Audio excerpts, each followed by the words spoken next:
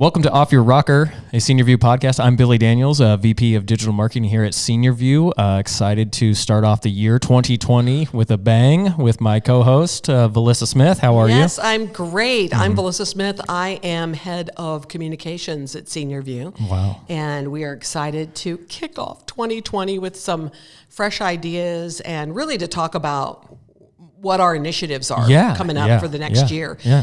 Wow. And we Big can't time. hit on all of them, Billy. No, we don't have enough time. No one will want to listen to that. There's not enough. That'd be way too long. But let's just hit on some of the big ones that we really want to focus on in 2020 that I think is important. But before we do that, do you have a resolution for 2020? Oh, I have several. So, Really? but my sister-in-law she's really good at this, and she's like, "We'll set smaller ones for a month and see if you can accomplish them, and then continue them throughout the year." So, one of the big ones that I'm trying to do is my wife and I, we're not the greatest with budgeting.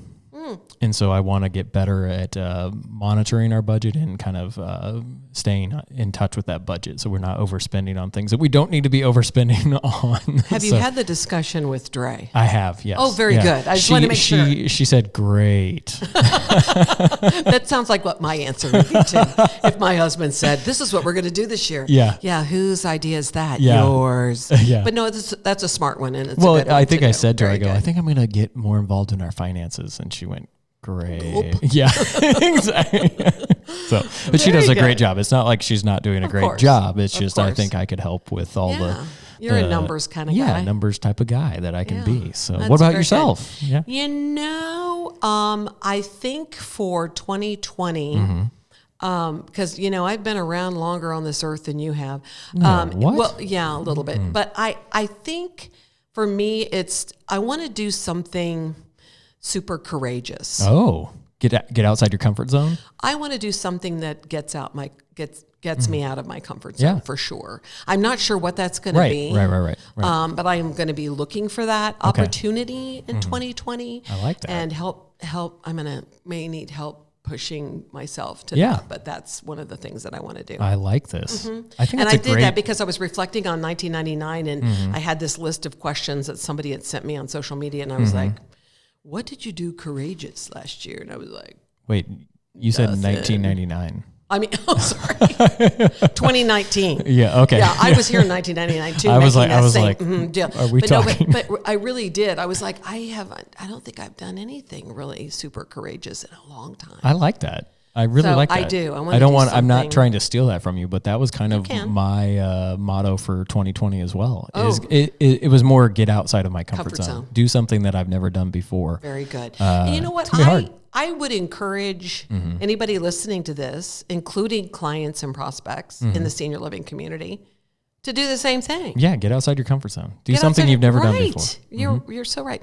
And in fact, I think that really fits right in with what we're talking our about priorities. today. Yeah. So I think priorities. I think it's interesting because we had a meeting and we talked about our 12 kind of different initiatives that we wanted to talk about: transparency, online reputation, speed to lead, marketing automation, speed to applicant, staffing that's a big one, and then integration/analytics. I think that those are some of the ones of our 12 that we talked about. Right. Yeah, we have really a lot of big priorities for 2020, and these I like these that we're focusing on today because it has so much to do with the customer journey, and I feel really good about our focus on that at SeniorVu. That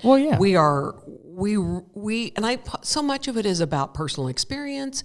I've been there. Tim's been there, Tom's been there, where you go through this experience of finding care for a loved one, and you just go, what is happening to me? And I've been there in a different aspect with my grandparents. Oh, okay. And my grandparents I look at it more from how it affected is not the right word for my parents, but what my parents went through with my grandparents. Sure. Well, it did affect them. Yeah, it did. It totally affected them. And, my dad struggled with it a little bit in terms of guilt. He felt guilt that he had done that to his mother, and he felt guilty that he wasn't visiting her every second of the day. And I think that that's something, I think, as a society in the industry and families that are going through this is, what are the resources that could help? Not just the senior has to be in some of these care levels, or their parent or their grandparent or whatnot, but what can they do themselves to help? It's hard. It's hard. And I think that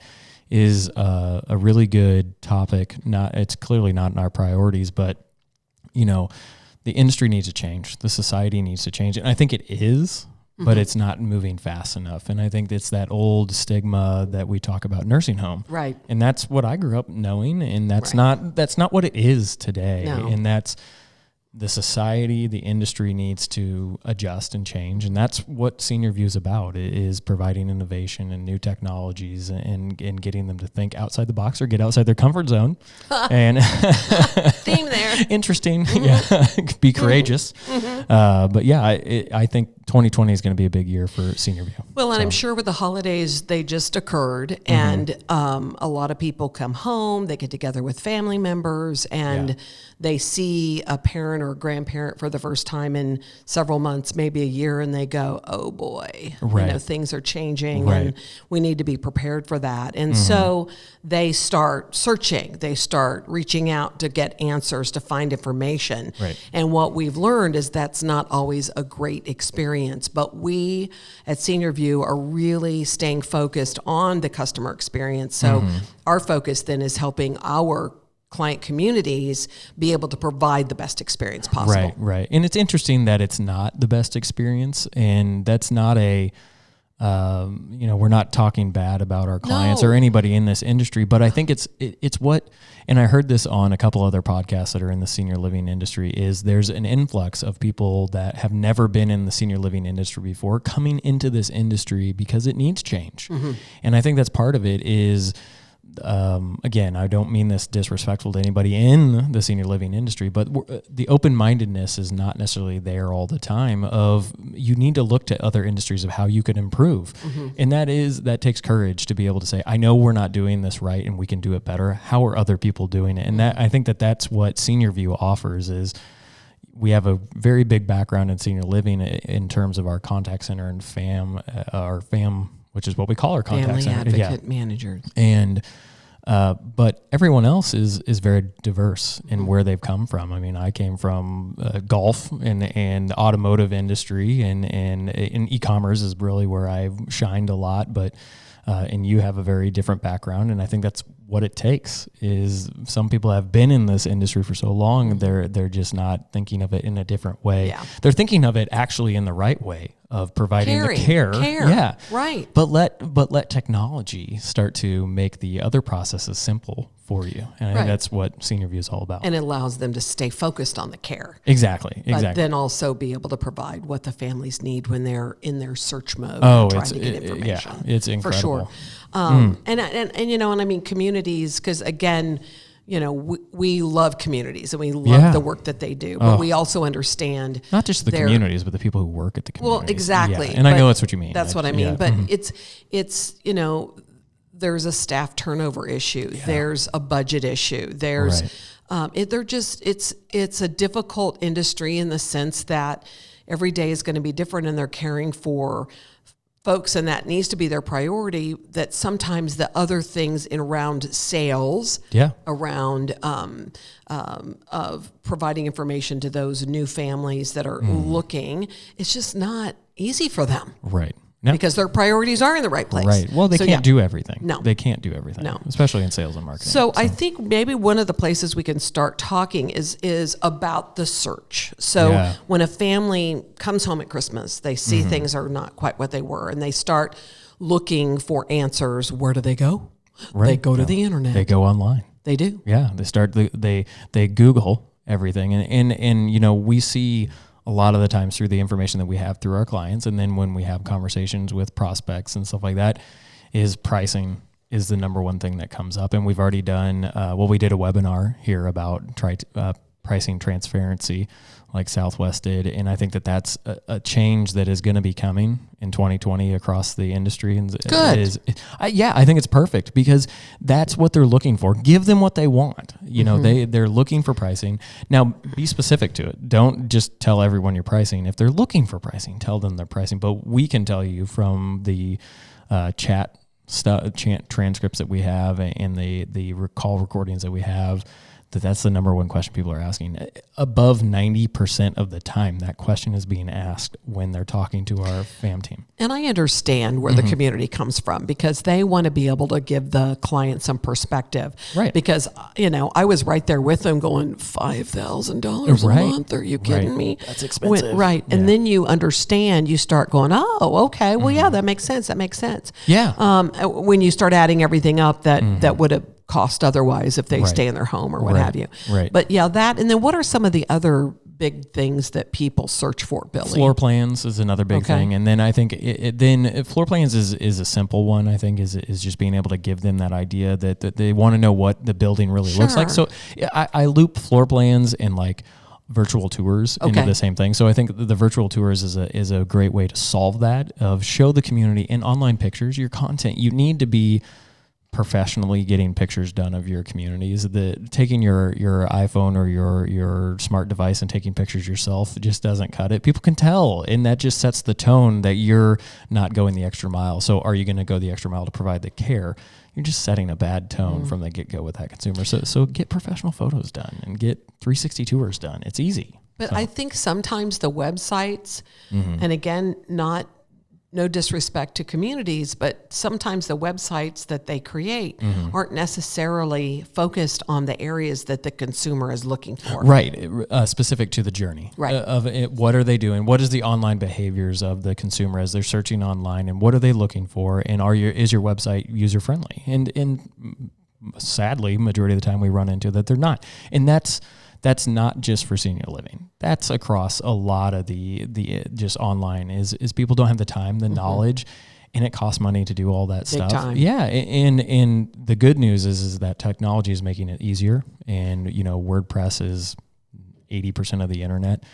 So utilize these themes and these templates that you can do to increase your consumer's experience with your brand. That's the face of your company right there online. So. I think some of the communities get frustrated because they put together a website they feel good about. Yeah. They do what they think is some decent digital marketing, and yet they're still way down in the search, like they're on page 2 or 3 or 4 right. of search engine. So that piece of it has to be a really important priority too, the SEO. Yep. Or do they just throw up their hands and go, okay, whatever, third-party aggregators? They need to invest in that aspect, whether it's hire somebody professionally to come in and help you with that, because an SEO audit can be very, very, very simple. It can be it can be things that can, you're not tagging your images correctly with alt tags.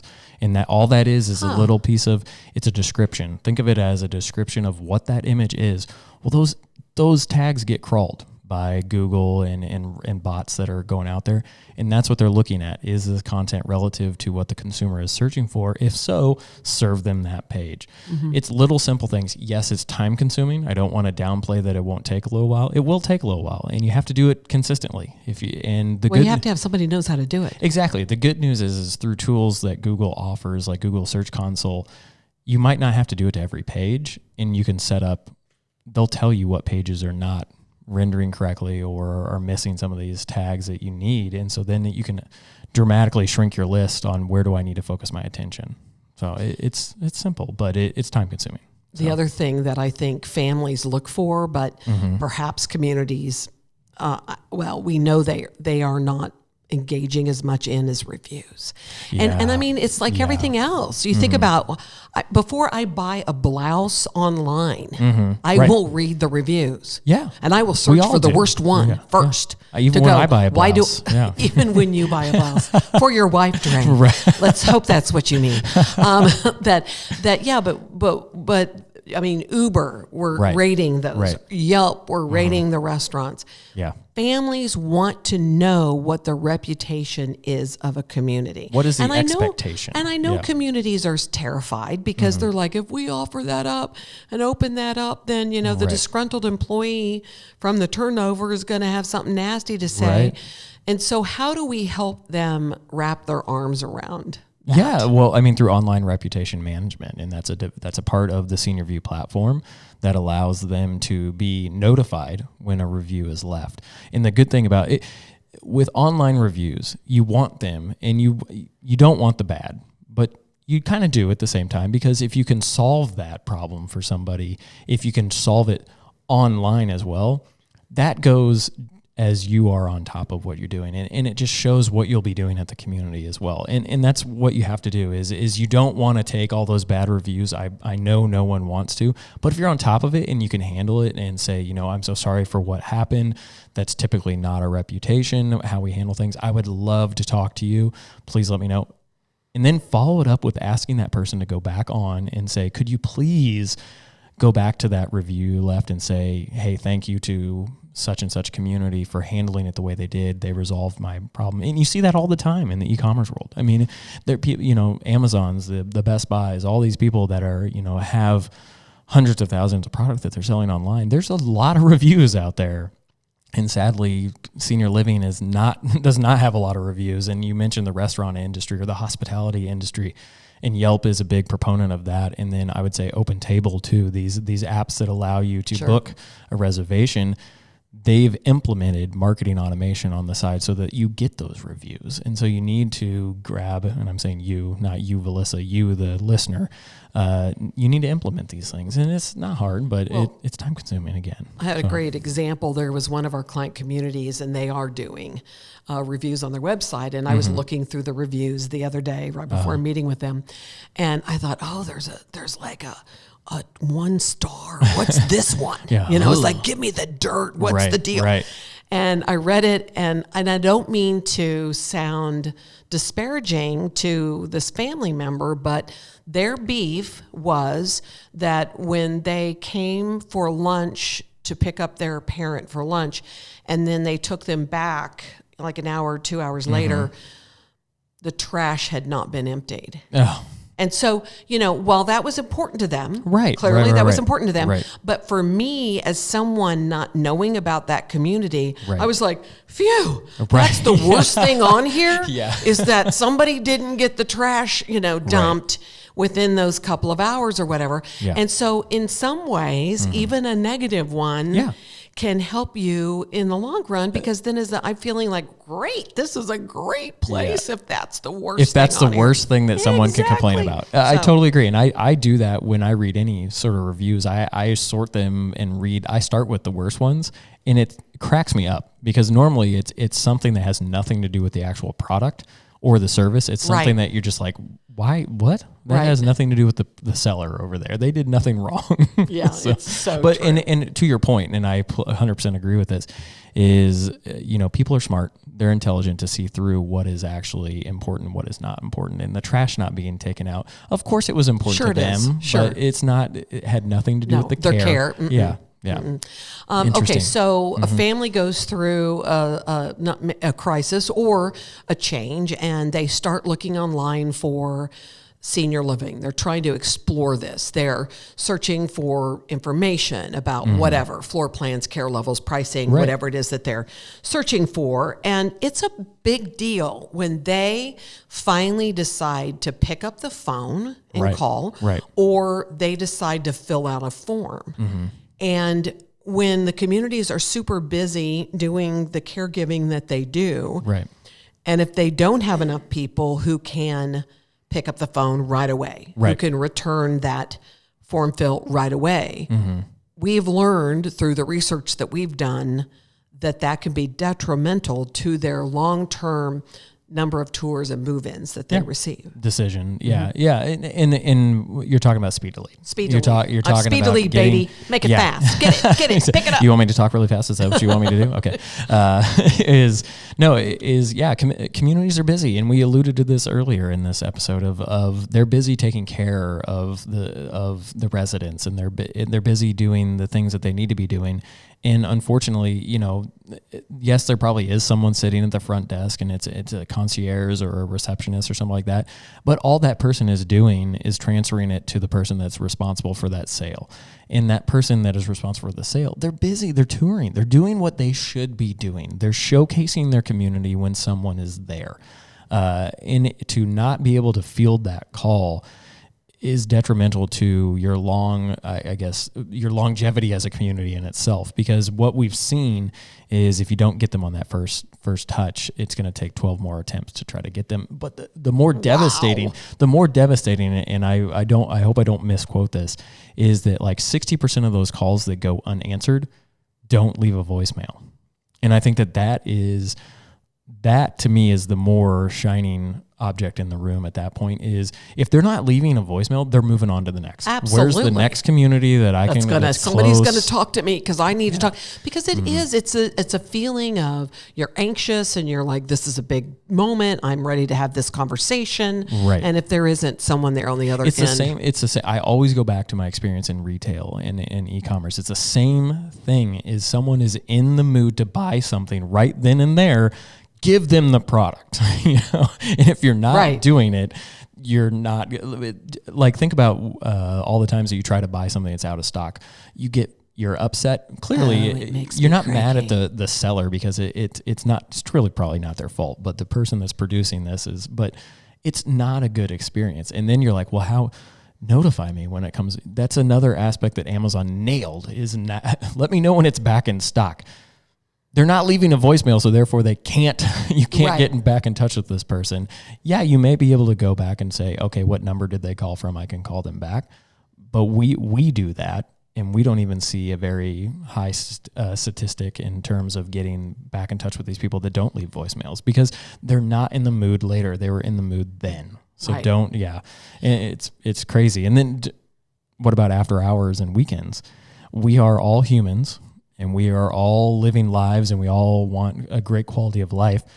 We can't be available 24 hours a day, 7 days a week, but we can have staff. But at the same time, we have to live lives. So well, and I know a lot of communities, Billy, they have somebody who's going to answer the phone after hours. Right. They have somebody who's going to answer the phone on the weekends. However, those individuals are not the individuals who will qualify that lead, provide enough information to help this family continue to have the conversation with that community. Right. Let me take down your name and number, and I'll have Melissa get back to you. That's not it. Yeah. That's like, might as well just leave a voicemail. That's not what they're looking for.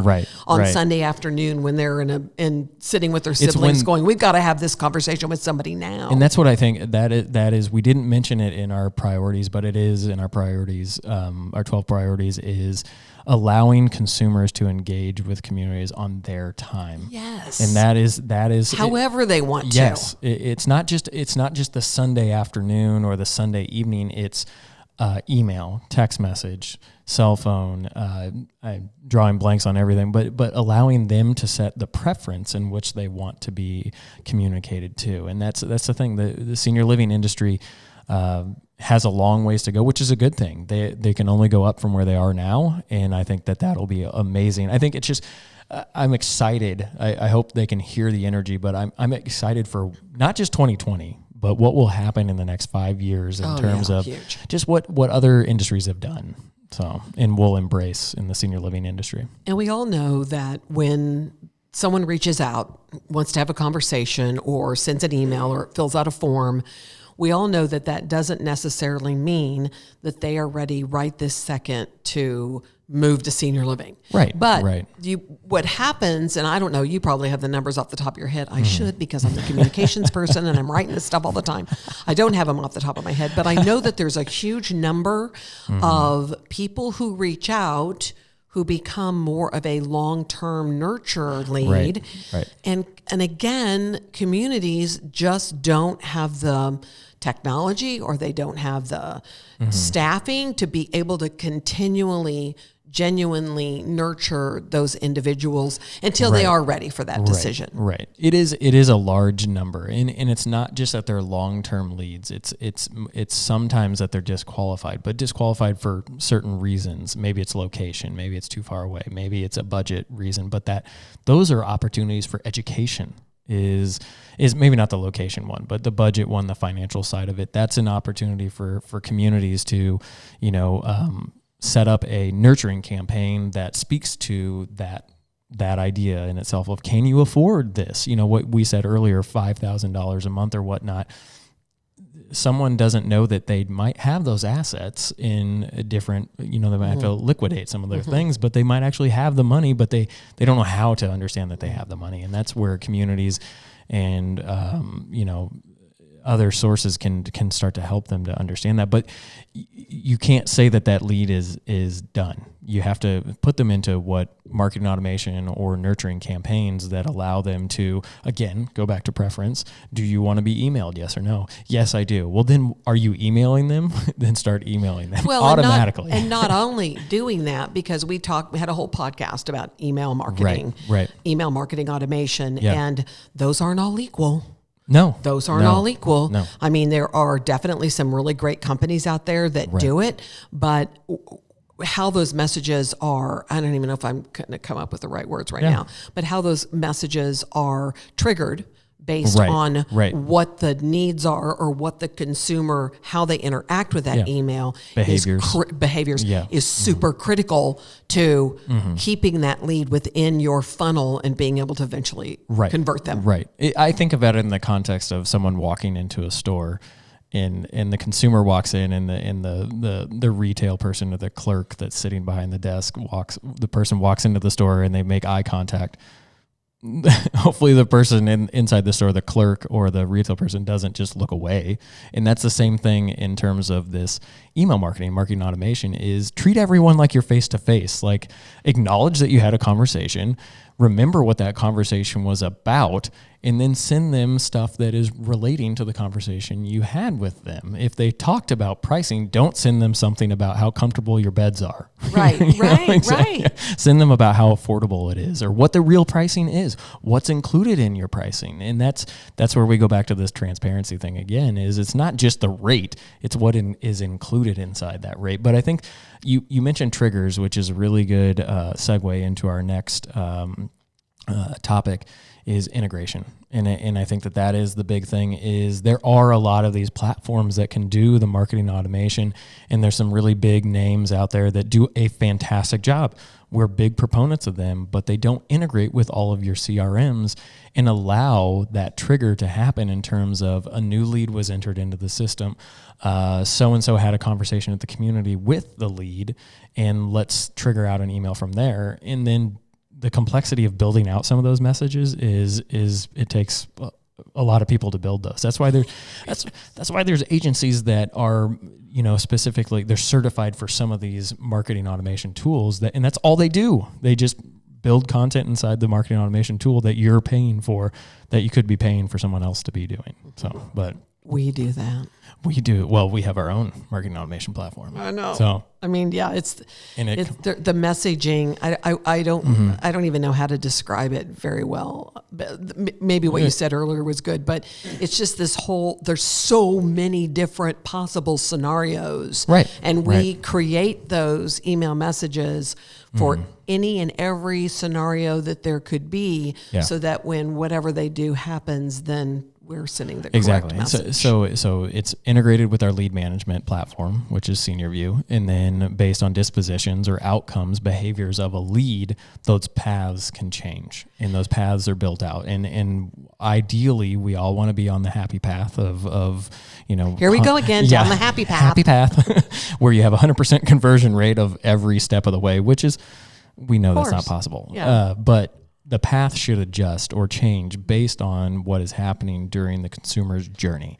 And that is the trick and the probability of the outcome. And that's what we're getting into when we talked about prescriptive analytics, is being able to understand what is the best, most logical move to do. Is it to call that person? Is it to email that person? Is it to text that person? What is the most logical move that will end in a move-in? And that's where SeniorVu is and is striving towards getting to. Yeah, we're crazy about analytics around here.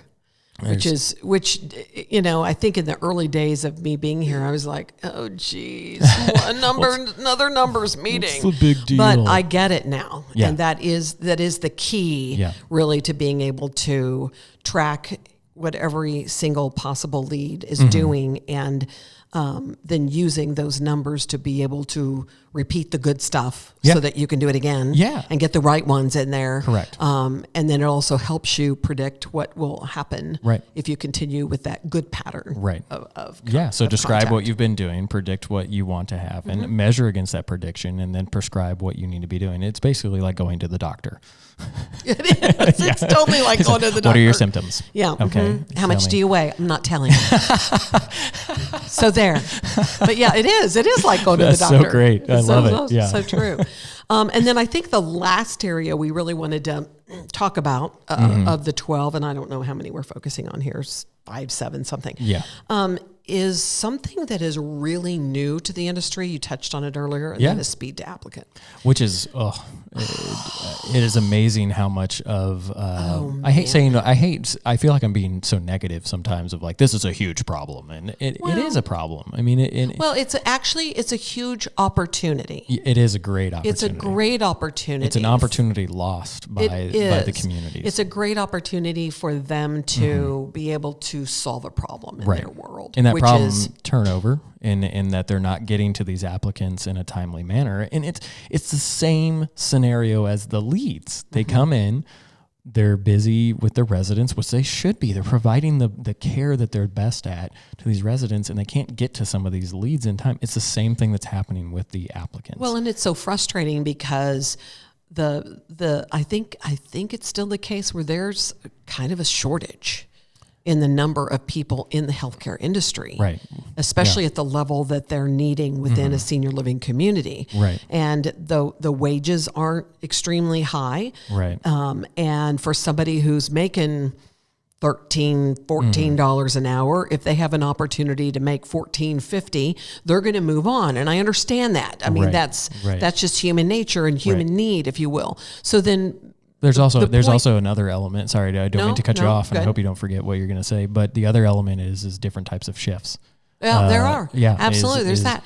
Yeah. And so not being able to get to the best ones that reach out to you first, right, before your competition snags them, is a real issue. So what we're talking about is SeniorVu is able to answer those calls, schedule an interview, and get those applicants to the community so that they're not going on to the next community. Is they're getting communication right away, and it's been a really amazing thing in terms of seeing that the net operating income of some of our clients is fantastic now because they're able to have enough people on staff to provide the care they need to. So good stuff with the speed to applicant, and more to come. I mean we just started it at the end of 2019. So where it goes from here is going to be incredible. So we better get going. Yeah, we should go. We better get going. Why are we still talking? We've got stuff to do. Yeah, so, but no, it's very exciting. I'm excited for senior living industry as a whole in 2020. I can feel this momentum moving us into some new areas that can help the families, can help the communities. Yeah. And that's what we're all about. Oh my gosh, yes. Only up from here. So. Okay, we forgot to do something because we were on such a roll. We didn't take a break. Oh, should we? Do you want to take a break? No, let's just close it out. All right, that's fine. Okay.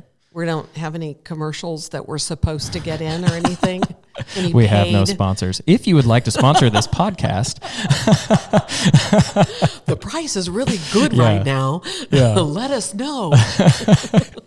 All right. Well, thank you for listening to Off Your Rocker, a SeniorVu podcast. I'm Billy Daniels, my co-host, Valissa Smith. Thank you, Valissa, for joining us or always joining us. You're always here. I'm always here. Yeah. So if you like this podcast and want to hear more, be sure to subscribe. Go and subscribe on any platform that has podcasts on it. That's where we're at. Leave us a review. We'd love to hear that. And also go to our website, SeniorVu.com. You can find the podcast there at Senior Living Marketing Podcast. All right. Thanks for listening. Happy New Year, Billy, and our listeners. Yes. Happy New Year, Valissa.